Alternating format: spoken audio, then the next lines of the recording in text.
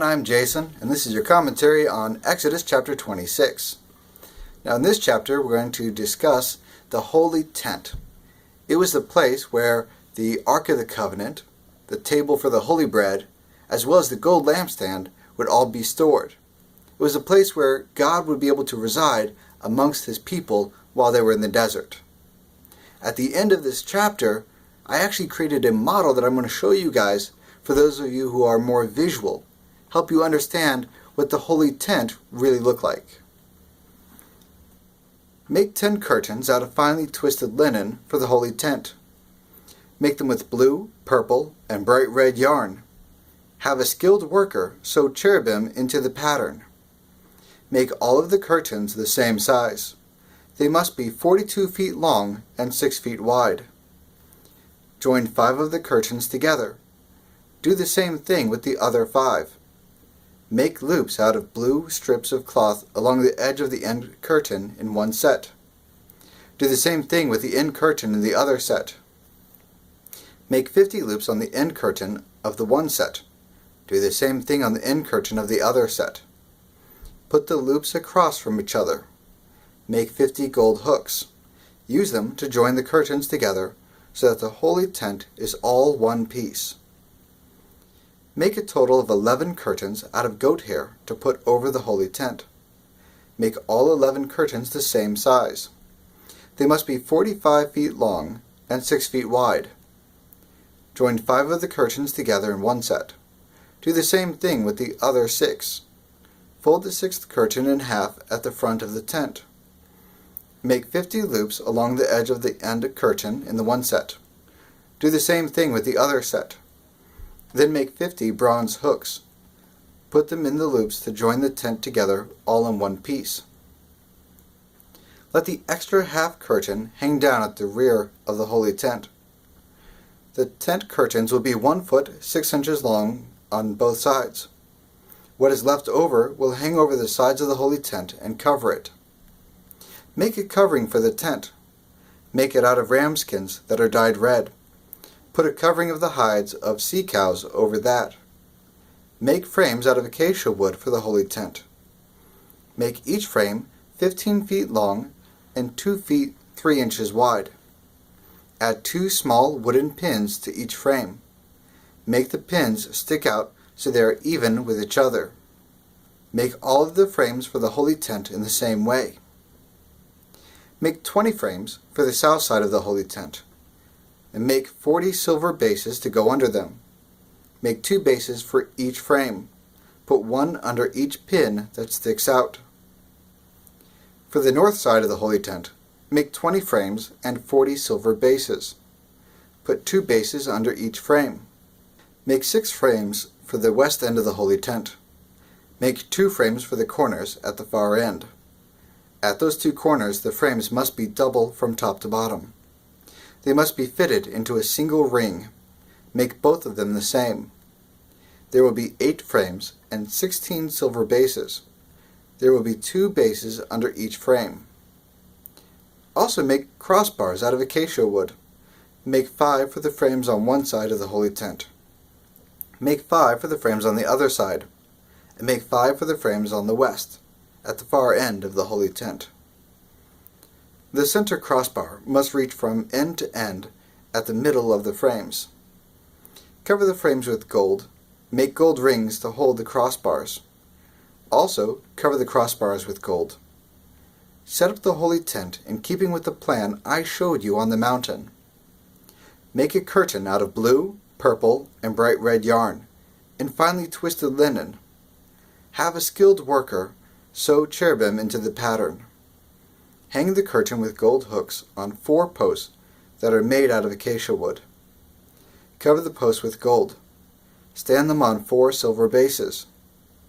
Hang the curtain from the hooks. Place the Ark of the Covenant behind the curtain. The curtain will separate the holy room from the most holy room. Put the cover on the Ark of the Covenant in the most holy room. The cover will be the place where sin is paid for. Place the table outside the curtain on the north side of the Holy Tent, and put the lampstand across from it on the south side. For For the entrance to the tent, make a curtain out of blue, purple, and bright red yarn, and finely twisted linen. Have a person who sews skillfully make it. Make gold hooks for the curtain. Make 5 posts out of acacia wood. Cover them with gold, and make 5 bronze bases for them. Alright guys, here's my attempt at a model of the Holy Tent. When you were to approach the tent, what you would have seen was a box. It's about 45 feet long, 15 feet wide, and 15 feet high. It was always oriented the same way, where the opening was on the east side. This was because a lot of the pagans at the time, if they were doing sun worship, would worship facing the sunrise. So they would always go from west to east. Well, God wanted to do it differently. The only way to approach God would have been from east to west, which went contrary to the pagans at the time. As you approach it, the first thing you would see would be 5 pillars. This would bring you into the Holy Room. In the Holy Room, as you enter, you would see on your left side, or the south side, the lampstand.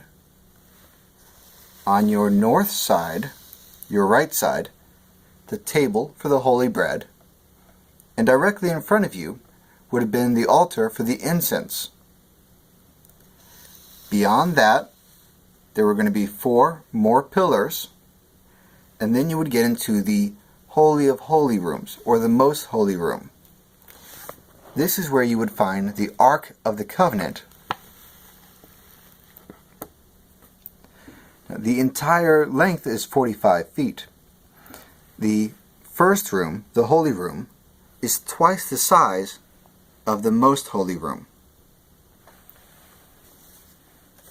In addition to everything being covered in gold, the front columns, the entryway, would have had a curtain with purple, red, and blue linen. The next room would have also had a curtain with red, blue, and purple linen, and it would have had cherubims on it. So that's it for the basic structure, the box. On top of it was a covering, and the covering served many purposes. Kept the sun out, kept the rain out, acted as insulation. All of these components, including the covering, all had symbols, which could take forever to explain all the little details. The first covering that went over it, just like the curtains, was the linen. A linen cloth would have gone over the entire thing, and it was pieced together by several different pieces. On top of that, you then had the goat hair. You had the ram skin that was dyed red. And you had what our English Bibles call sea cows. Honestly, we don't know exactly what was used. It was some sort of water-dwelling mammal. So it could have been porpoises, seals, manatees. It could have been any of those. Well, hopefully this helps you guys get a better understanding of what it would have looked like. If it does, and you want me to do something like this for future illustrations, definitely let me know. Well, that's it for commentary on Exodus chapter 26. Thank you so much for joining me, and I will see you guys next time.